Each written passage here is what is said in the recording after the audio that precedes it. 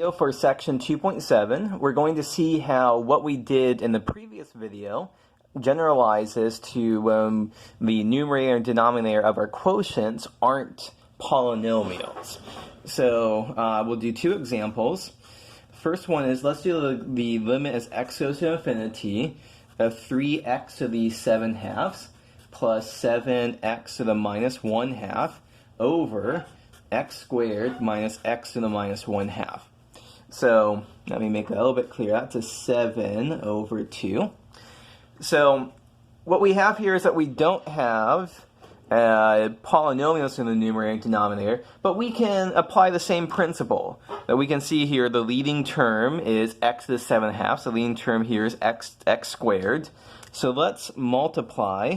Right now, I mean, you can quickly check for yourself that we are in a infinity or infinity indeterminate form. Let's multiply both top and bottom by 1 over x squared to end up with the limit as x goes to infinity of 7 halves minus 2 is x to the 3 halves plus 7x to the minus 5 halves over 1 minus x to the minus 5 halves. And so at this point, let's think about what's going on.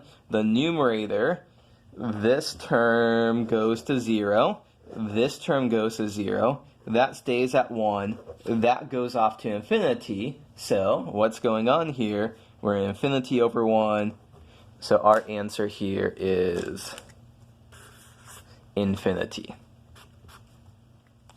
So that is one example we can do. A little bit more intricate example it has to do with what happens if we don't have, it's a little bit even more complicated than that.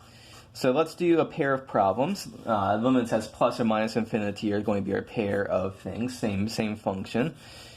4x over x square root of x squared plus 1. We'll do the limit of that as x goes to positive infinity and as x goes to negative infinity.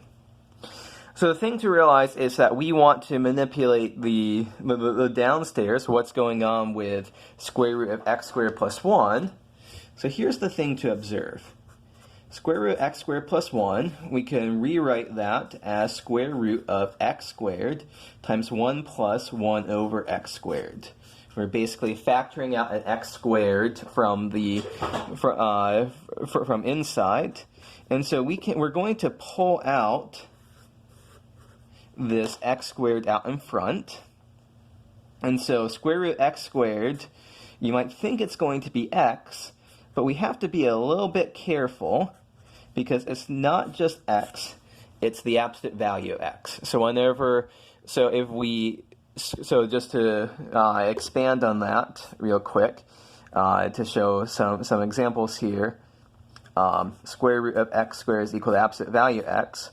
So we do square root of 3 squared, that's going to be 3, but square root of minus 3 squared is also going to be 3. So we see as the absolute value of 3 is absolute value of minus 3 here.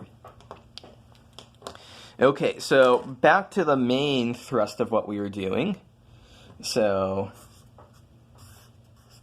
this one, so we end up with the limit as x goes to infinity of 4x over, this is where we're going to insert in the absolute value x times square root of 1 plus 1 over x squared.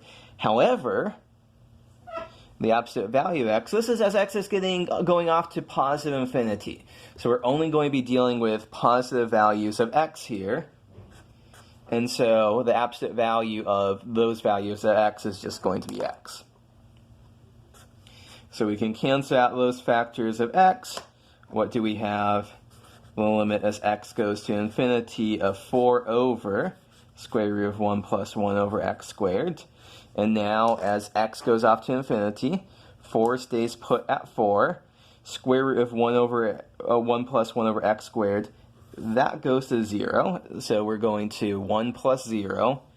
So we're going to 4 over 1 is 4.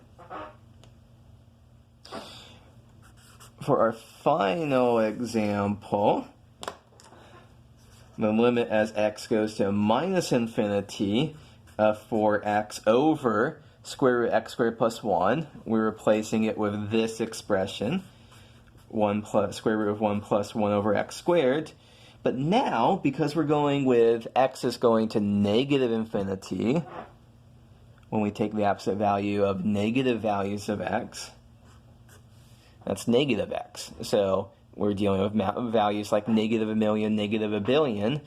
So the absolute value of negative a million is negative a million. Once again, those factors of x cancel. It's the limit as x goes to minus infinity of 4 over minus square root of 1 plus 1 over x squared. And what does this end up being? Similar to before, we end up with 4 over minus 1, so minus 4. If you wanted to graph this to confirm what's going on, you would see that we end up with something like this. So we have horizontal asymptotes at 4 and minus 4, and the function